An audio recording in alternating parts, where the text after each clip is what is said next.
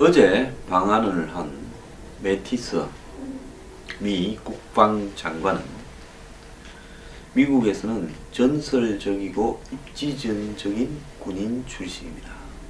우리가 흔히 영화에서 보면요, 이 관티코 그 해병대 기지를 우리가 많이 영화에서 봤습니다. 한국 영화에도 미 해병대를 소재로 한 몇몇 영화에서 이렇게 언급이 됐던 걸로 아는데요.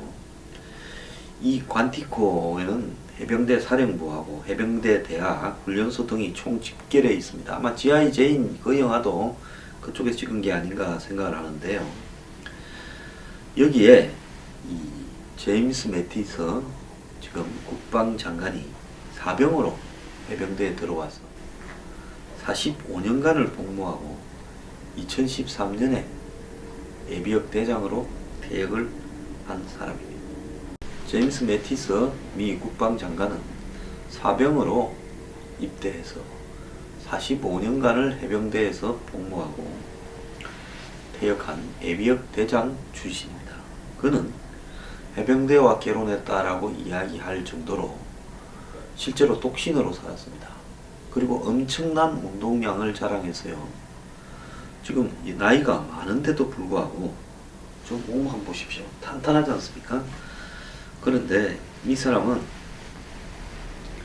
이 미국의 그 남성 잡지 에스콰이어라는 잡지가 이 매티스를 표지 모델로 이렇게 얼마 전에 세워서 보도하기도 했는데요. 수도승처럼 생활하는 그런 장군이라는 뜻에서 제너럴 몽크, 몽크 하면 영어로 선임 이런 뜻이지 않습니까? 이렇게 불렀는데 이 사람은 방에 가면 작은 성경책과 침대 한 개만 달랑이고 다른 건 아무것도 없다고 합니다. 그래서 돈도 출세도 이런 부분에 전혀 관심이 없고 군인으로서 자기 길에만 관심이 있었고 뼛속까지 해병이다 라고 할 정도로 부하들을 끔찍하게 사랑하고 휴가를 얻으면 아프간 전쟁에 가서 전사한 이 해병 병사들의 집을 일일이 찾아가서 위로도 하고 또 이 결손 가정이나 히스패닉 등 소외계층 전사자 가족에게는 당신 아들이 정말로 훌륭한 군인이다. 우리는 잊지 않을 거다라고 이렇게 격려하고 눈물도 같이 흘린답니다. 그래서 이런 소통과 리더십을 가진 이 검소하고 소박한 생활로 매티스는 미 해병대 사상, 해병대가 아니라 미국의 역사상 모든 군인들 중에서 가장 훌륭한 사람 중에 한 명이다 라고 이렇게 평판이 남아 있습니다. 그래서 이 미국의 지금 의회의 규정에 군인이 장관이 되려면, 국방장관이 되려면 퇴역하고 7년이 지나야 장관이 될 수 있다라는 규정이 있답니다. 그건 왜 그런가 하면 이 퇴역하고 난 뒤에 얼마 안 있어서 장관이 되면 궁극적으로 여러가지 군에 있었을 때의 어떤 인적인 네트워크에 휘둘러서 여러가지 장난을 칠 수 있다. 미국의 국방부는 어마어마한 예산을 쓰지 않습니까? 그렇기 때문에 7년쯤 지나면 군에서의 네트워크나 이런 부분이 상당히 사라진 단계에서 장관직을 가면 가지, 퇴역해서 금방 장관직을 가면 도둑질 해먹기도 좋고 여러가지 정신 인사에도 관여하고 문제가 생길 수 있다. 그래서 이랬는데요. 그랬는데 이 매티스한테는 이 규정을 적용을 하지 않았습니다. 미 의회가요. 그래서 이 국방장관을 인준하는 상원의 표결에서 100명이 투표해서 1명만 반대하고 99명이 다 찬성을 했다고 합니다. 그래서 저분을 매드도 미친 개라고 부른다 해서 우리가 저 사람이 강경파고 물어뜯으면 안 놓고 이런 사람이라고 생각을 하면 큰 오산이고요. 그럼 왜 매드독이라는 별명이 생겼느냐? 이 사람이 이 전쟁을 하거나 자기 업무를 수행할 때는 매우 거칠게 또 이것저것 가리지 않고 과감하고 과격하게 한다는 겁니다. 2003년 그 이라크 격전지 팔루자에서 그의 해병 사단이 과감한 작전으로 이렇게 이 팔루자 당시 최종적인 저항의 거점이었죠. 이 거점을 장악하는데 굉장히 어려움이 있었는데요.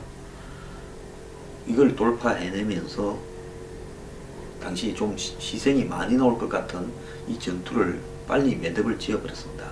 그러면서 이라크가 사실상으로 미국 손에 다 들어오게 됐는데요. 그래서 그때도 이 많은 사람들을 굉장히 놀라게 했습니다. 그래서 이 미칠 줄 아는 지휘관이다, 이래서 매드독이다, 이런 표현을 쓰는데요. 자, 이런 이 매티스 장관과 한국의 국방부의 어떤 고위 관료들, 장성 출신 고위 관료들이나 또 더 나아가서 한국의 군 장성들을 바라보면 저런 사람들이 과연 이 북한의 김정은에 맞서서 나라를 지킬 수 있겠는가 하는 우려들이 보통 드는 사람들이 아닙니다. 정치에 눈이 멀고 출세와 방산 비리에 눈이 멀어서 저런 사람들이 제대로 이 안보 위기에서 나라를 지켜줄 것인가 우려가 매우 많습니다. 오자마자 용산의 한미연합사로 달려가서 장병들을 만났는데요.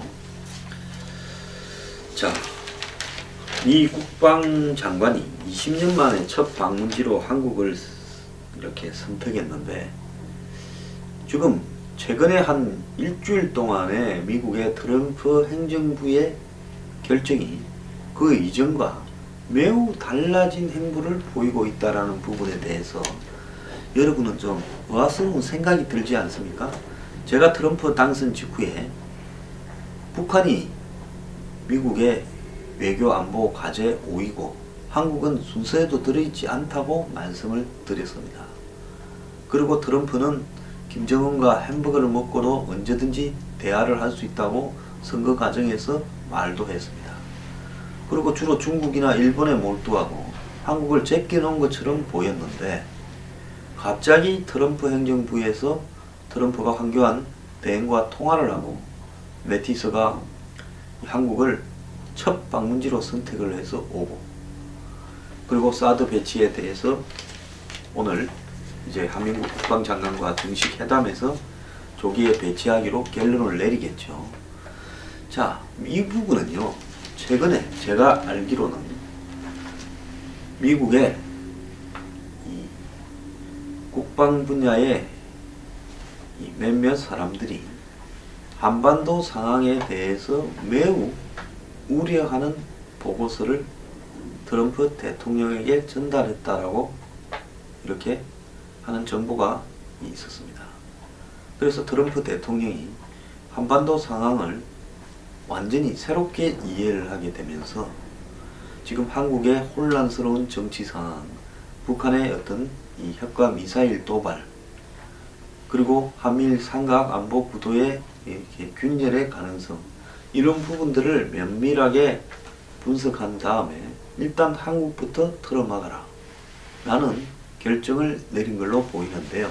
이와 관련해서 어제 여러 언론에 미국의 대북 정책이 바뀌었다, 그러면 미국이 여태까지 북한을 봉쇄하고 이러다가 화해하겠다는 거냐, 그게 아니라 전략적 인내라고 하면서 사실상 아무것도 하지 않으면서 북한의 태도 변화를 지켜보는 그런 어떤 상황은 끝이 났다. 그래서 기본적으로 트럼프 행정부는 오바마가 했던 전략적 인내라는 미명하에 북한에 대한 별 효과도 없는 봉쇄만을 거듭하면서 제재만을 하면서 북한이 변화하기를 기다리는 부분에 대해서 우리는 더 이상 그렇게는 하지 않겠다라고 지금 선언한 걸로 보입니다. 그래서 미국은 앞으로 북한에 강경한 정책을 제시할 걸로 이렇게 전망이 되고요. 이런 오바마식의 대북 정책에 대해서는 완전 폐기하고 새로운 정책을 수립하는 쪽으로 지금 가고 있고, 미 상원에서도 강경 발언이 쏟아졌습니다. 이런 맥락 하에서 미국의 초강경파 군인 출신의 매티스가 국방부 장관이 됐는데 첫 방문지로 한국을 선택했다는 것은 미국의 지금 강경해지고 있는 북한에 대한 대응에 있어서 그 대응의 어떤 전략을 한국과 공유하겠다. 그리고 한국에 메시지를 던지겠다라는 의미라고 봐야 됩니다. 이에 따라 모처럼 한국의 안보 상황이 해외 언론들의 지금 매티스 방한과 더불어서 주목을 받고 있습니다. 자, 미국은 지난 30년간 미국의 대북 정책이 북한의 비핵화에 실패를 했다. 협상도 해보고 제재도 해보고 봉쇄도 해보고 이런 억지력을 써봤지만은 다 실패했고 북한의 핵미사일 프로그램을 중단시키지 못했다고 미국 상원의 밥 코커 외교위원장은 그저께 열린 북핵 청문회에서 미 하원 청문회에서 이야기를 했습니다. 그러면서 평양은 미국 본토에 도달할 만한 핵미사일을 발사할 수 있는 수준에 근접을 했는데 북핵은 이제 미국이 직면한 가장 큰 문제다. 이렇게 이야기를 했고요. 미 상원 청문회는 북한 제재 강화, 중국 압박, 선제 타격 등 초강경 대책들이 논의되었고 미 상원은 이 강요 인준 청문회 와중에 북한 문제를 논의하기 위한 청문회를 별도로 열었다. 미국에 보통 장관들 새로 정권 바뀌어서 청문회 할 때 다른 건 잘 안 하는데 북핵 청문회를 별도로 열었다는 겁니다. 미국이 이 문제를 매우 심각하게 받아들이고 있다는 거고 그래서 저 대북 정책도 과거와는 다른 강경한 방안을 검토하는 쪽으로 가겠다라고 이렇게 방향이 턴하고 있고 이를 지시한 것은 백악관의 국가안보보좌관 NSC 보좌관이 마이클 플린이라고 지목을 했습니다. 이 사람도 강경파 군인 출신이죠. 즉 백악관의 핵심 참모가 북한에 대한 강경 제재 대응 국면을 주도하고 있다는 겁니다. 그래서 오바마식의 죽도 밥도 아닌 전략적 인내는 끝나가는 거고요. 자, 그러면 미국은 이렇게 변합니다. 이런 변화하는 미국의 의지를 트럼프가 황교안 대행과 전화를 해서 통화했고 더 나아가서 매티스가 지금 방한을 해서 황교안, 한민구 이런 분들을 만납니다. 자, 그러면 우리는 지금 어떤 상황입니까? 대선을 치르면서요. 사드 무슨 배치 반대부터 시작을 해서 한일 군사정보공유협정 폐기부터 온갖 소리들을 하고 있습니다. 자, 이번에 미국이 한국 측에 전달하는 메시지는요. 첫 번째는 북한에 대한 억제력, 핵과 미사일에 대한 억제력을 강화한다라는 부분. 이것은 뭐 전략 자산에 대한 이 배치, 또 더 나아가서 MD에 대한 업그레이드 등 여러 가지 등이 포함되고 핵심적인 부분은 사드 배치라는 부분일 겁니다. 두 번째는요.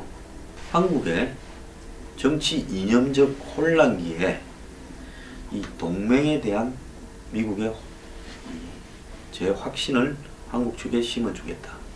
즉 이 말은 뭔가 하면 한국이 앞으로 대선 과정에서 이 정치적으로 다른 색깔을 가진 즉 한미 동맹을 불편해하는 사람들이 당선되는데 대비해서 미리 미국의 국방부 장관이 트럼프의 메시지를 가져와서 한미 동맹은 유효하다라고 대못을 박아놓겠다는 겁니다.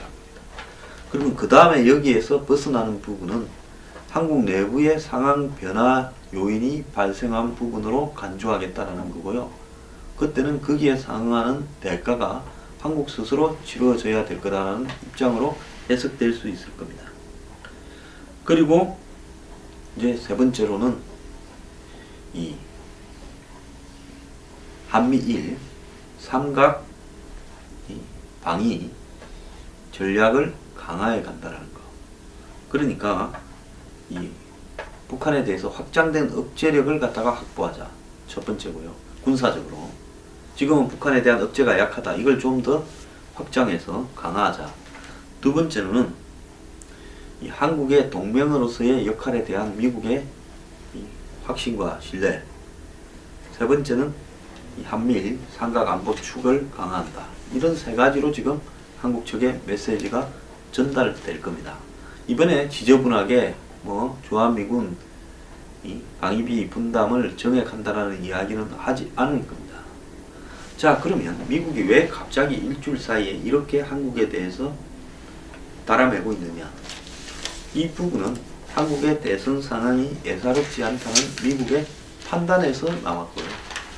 자, 이제 한국의 대선 후보들은 적당히 넘어갔다가 당선되고 말을 바꾸려 하다가는 정말로 이 한미 간의 복잡한 문제가 벌어질 수 있을 거라는 것을 인식해야 될 거라고 저는 보고요.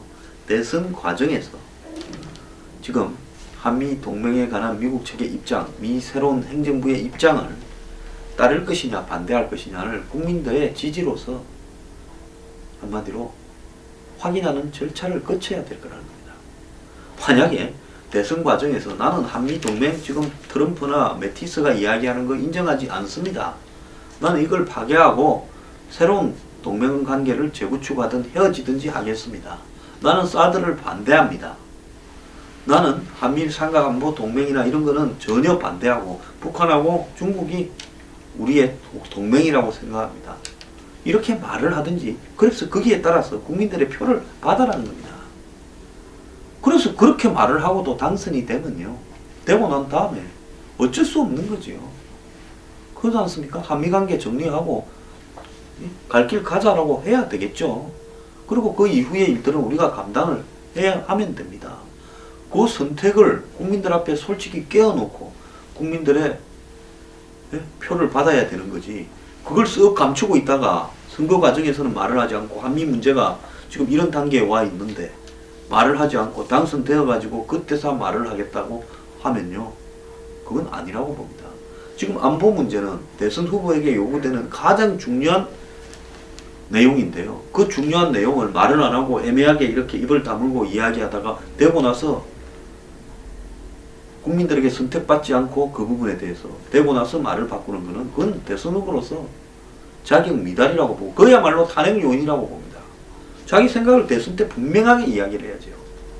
이념, 사상, 한미 동맹을 바라보는 철학, 안보관, 그리고 일본에 대한 생각까지도 전부 다 이야기를 하고 그 다음에 거기에 대한 국민의 판단을 있는 대로 받아서 당선되든지 낙선되든지 하라는 이야기입니다.